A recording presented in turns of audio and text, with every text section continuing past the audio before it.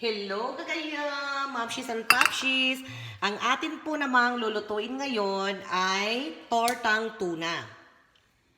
Okay, so ayaw ko kasi nagtatapo ng pagkain. First ingredient ay century tuna. Natira namin to kagabi. Sayang, ayokong itapon. So ang ginawa ko, inalis ko po yung pinaka-sauce niya. Okay? And then, kailangan po natin ng 3 itlog.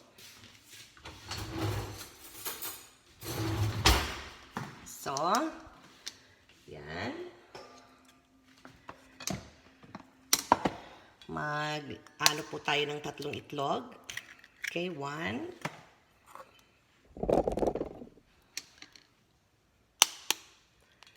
2.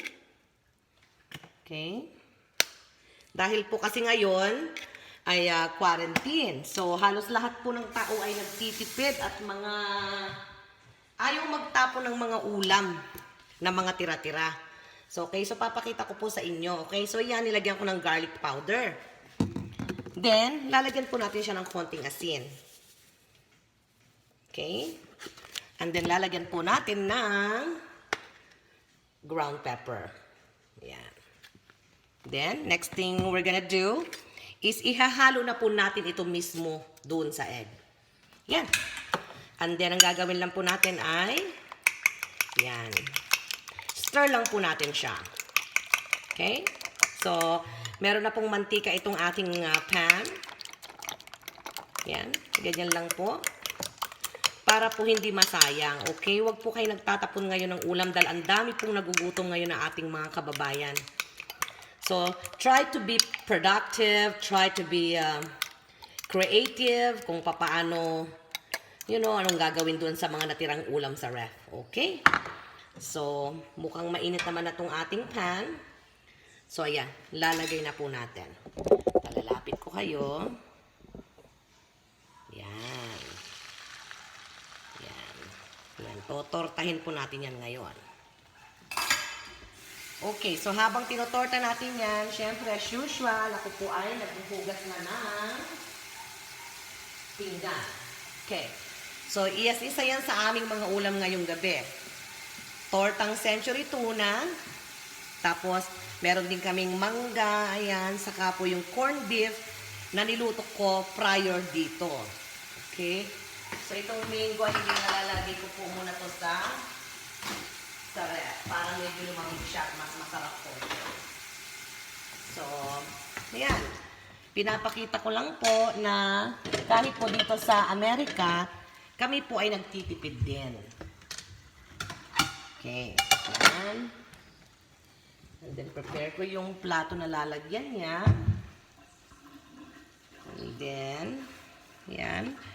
Pag ganyan po, nilalagay ko pa. Bago ko po siya ilagay sa plato, hindi ko siya direkta. Nilalagyan ko po ng paper towel para po yung mantika is masisip-sip pa po ng paper towel.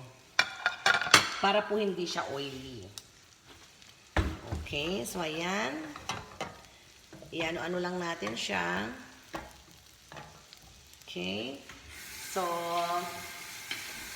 isa po yan sa mga paraan kung paano po tayo makakatipid sa ating mga ulam sa pang-araw-araw.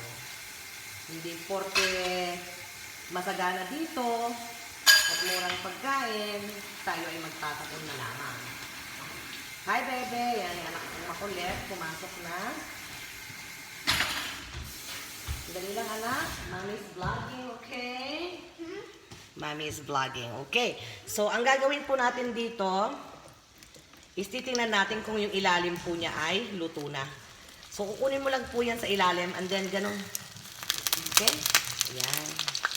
Medyo titila-tilamsik yan. Okay? Then, lagay-lagay mo lang yung sobrang sa ibabaw. Ganyan lang yan. And then, i-flip na naman natin mamaya. So, parang burrito style ang mangyayari dyan. So, nakahugas na rin ako dito habang pinanonood nyo yung aking niluluto dyan na aking work. Yan. Mainit na dito sa US, pero hindi pa ako nagbubukas ng aircon. Kasi sabi nila, ayaw daw ni nipesting COVID ng hot. So, okay. So, kinuha ko uli sa ilalim. So, igaganon ko lang siya uli. Okay? So, yan. So, para lang siyang burrito style. Yan. Medyo tumatali-talamsik. Kasi mayroon pa yan yung oil ng ano.